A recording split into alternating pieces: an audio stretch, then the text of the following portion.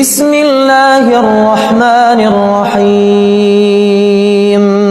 صحیح بخاری حدیث نمبر 523۔ ابن عباس رضی اللہ تعالی عنہ نے کہا کہ عبد القیس کا وفد رسول اللہ صلی اللہ علیہ وسلم کی خدمت میں آیا اور کہا کہ ہم اس ربیعہ قبیلے سے ہیں اور ہم آپ کی خدمت میں صرف حرمت والے مہینوں ہی میں حاضر ہو سکتے ہیں، اس لیے آپ کسی ایسی بات کا ہمیں حکم دیجئے جسے ہم آپ سے سیکھ لیں اور اپنے پیچھے رہنے والے دوسرے لوگوں کو بھی اس کی دعوت دے سکیں۔